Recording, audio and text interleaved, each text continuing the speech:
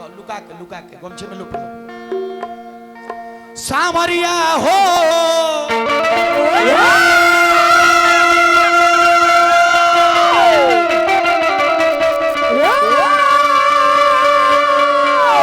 खुद के पतल चाटा व्यास है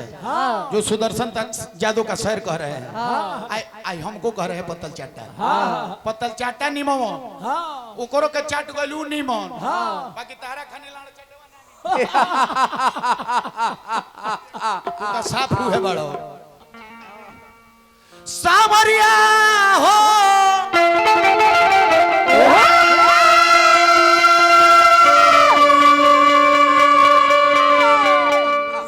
लेकिन आई तने मेरे फिर हमारे के विषय में गायब तू ना कोई हमारे के विषय में गायब भले हमरा 10 गो रुपया कम मिली बाकी हम कहे नू जे माई के जौन क्रिया में गोय रहनी वो विषय में लोगों को ही सवेरे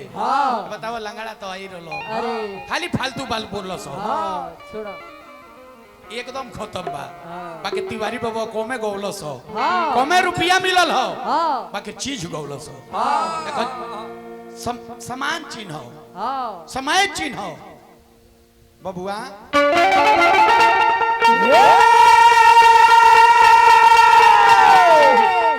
कि जग में माई ऐसन के हुए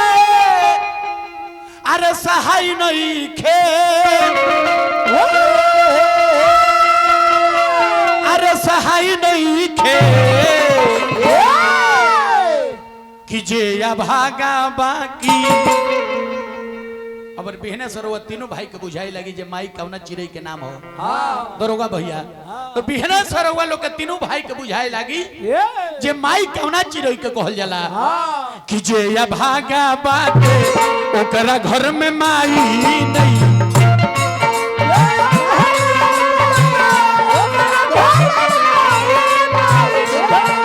जे या भागा बाकी ओकरा घर में माई नहीं के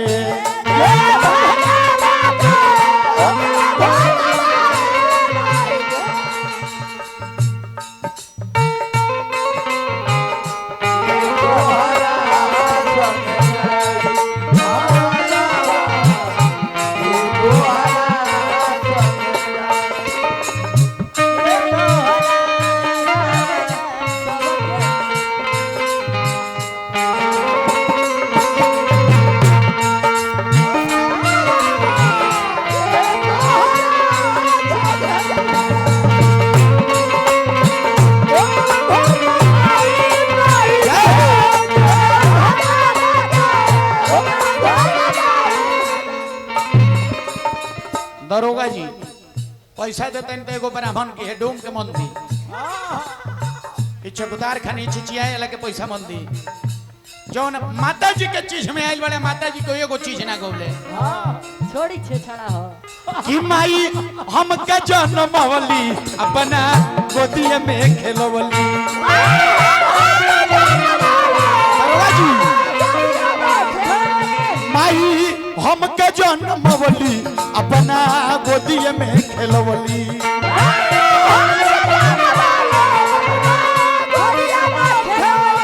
अपने आचार रावढ़ा के हमको दूधा पियवली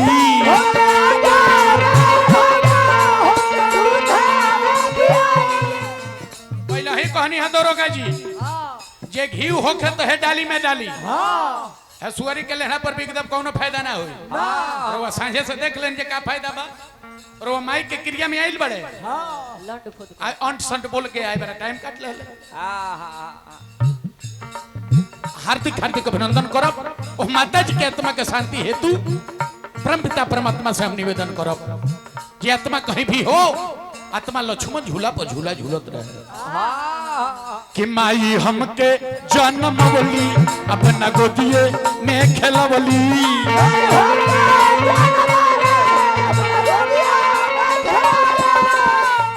कि माई हमके जन्मवली अपना गोदिए में खेलवली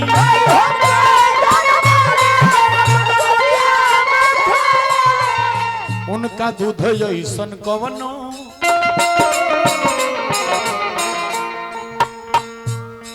उनका दूध ऐसन कवनो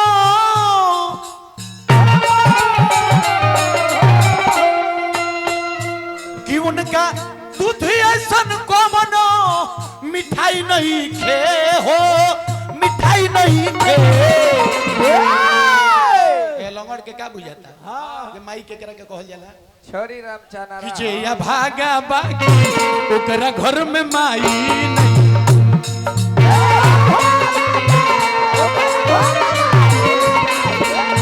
जे या भागा बाकी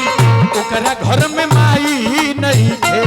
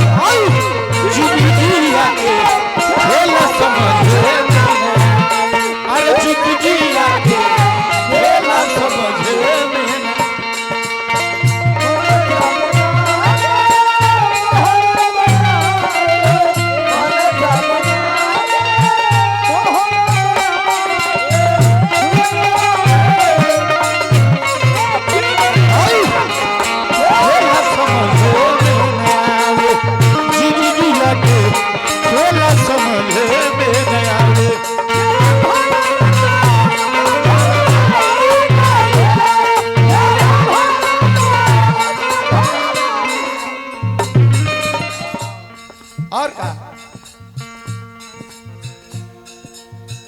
कि घोड़ा लाठी के बनाई कबो दुआरा भाग के आई घोड़ा लाठी के बनाई कबो दुआरा भाग के जाई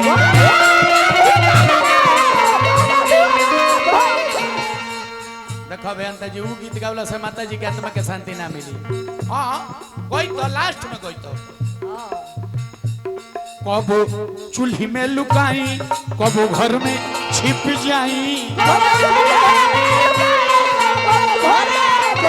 अब पैसा खातिर बेअंता जी देखो पैसा खातिर गोली में हटा लेबो अब पैसा खातिर छोड़ी छे छड़ा वो गिरीश बाबा से हम ही 500 देब कि कब माटी में लुटाई कब घर में छिप जाई जितेंद्र भैया दरोगा जी बाकी तब माई खिसियाई लेके कब माटी में लुटा जाई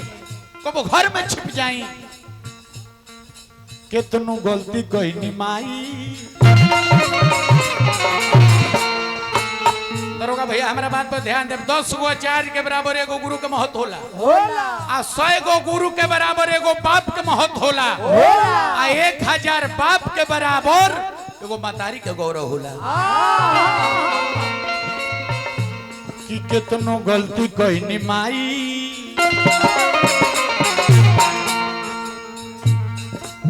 कितनो गलती कहनी माई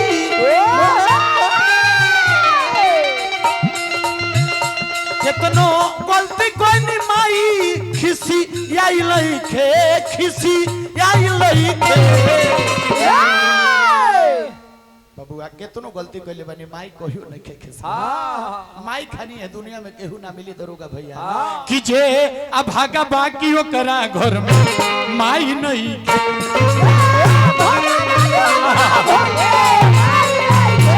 जे अभागा बाकी ओकरा घर में माई नहीं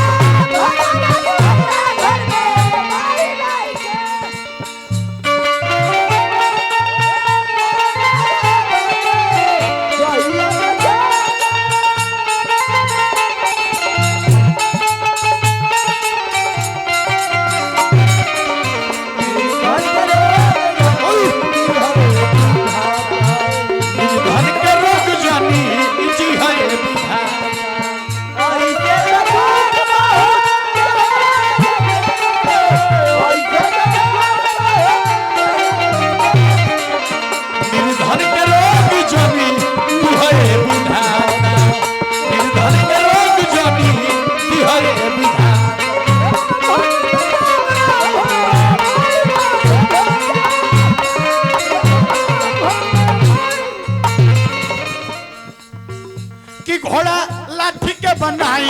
कब दुआरा भाग के जाई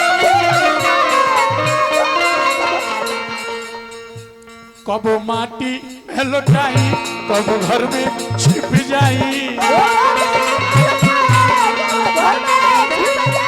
कब माटी में लौटाई कब घर में छिप जाई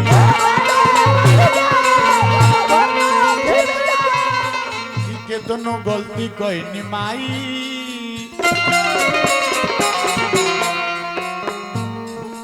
के दोनों गलती कोई निमाई नमस्कार दिलवानी के दोनों गलती कोई निमाई अरे खिसियाई लईखे खिसियाई लईखे कि जे अभागा बाकी ओकरा घर में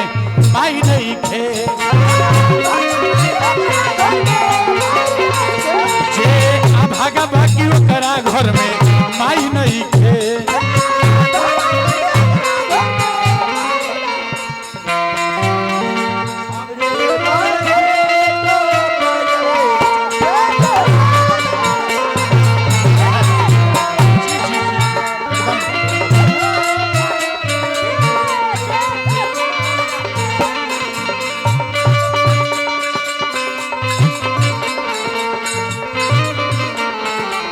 जय हो नियो चल जाओ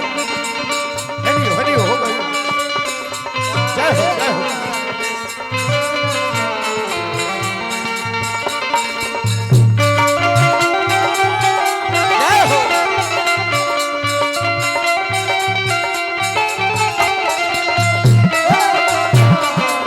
आहा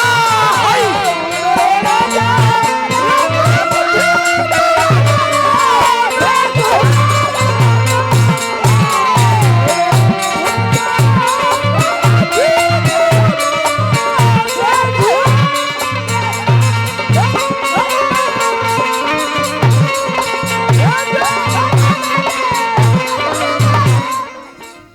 कहते हैं अश्लीलता ढेर हो जाता देखो अभियंता जी यह कारण बा वहाँ के सुन के गइल बनी कहने जे अभियंता जी अश्लीलता ढेर कर दिले बनी अब वो ना होके के चाहिए आ सही क्रिया का हो क्रिया में 5 गो चीज के वर्तित बा ए जा अश्लील बात ना होके के चाहिए ए भोजन में मुरई प्याज लहसुन ना पड़े के चाहिए ए परिवार में और माता जी मरल बनी वहाँ के भगिना आके भोजन कर ले तो 10 गो ब्राह्मण के बराबर बा बकरी तो इनका लोमड़ के बुझाई ना छेछड़ा के बुझाई बकरी तो खाली वही में बाड़े देखो श्राद्ध में अश्लील बात के प्रयोग ना करे के चाहिए और वो देखो हमारा मैनेजर साहब आके कहिए देनी जे को माई के बढ़िया गीत गाई इन ढेर अश्लील हो गइल बा अश्लील ना होके के चाहिए छोड़ी छेछड़ा हो वर्जित हो अगर केहू कह के चल होता तो करके दोसर द्वार पर जगह कर धरा देव के चाहिए और कहे के बा कि हमरा ठंडा देह के धोवल नरम गरम देह के धोवल हमरा गंगा देह के धोवल ठंडा नरम देह के धोवल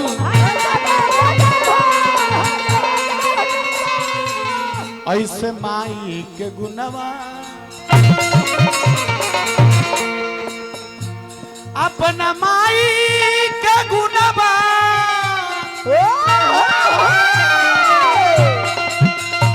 अरे भुलाई कोई से अरे भुलाई कोई से कीजे अभागा बाकी ओकरा घर में माई नहीं के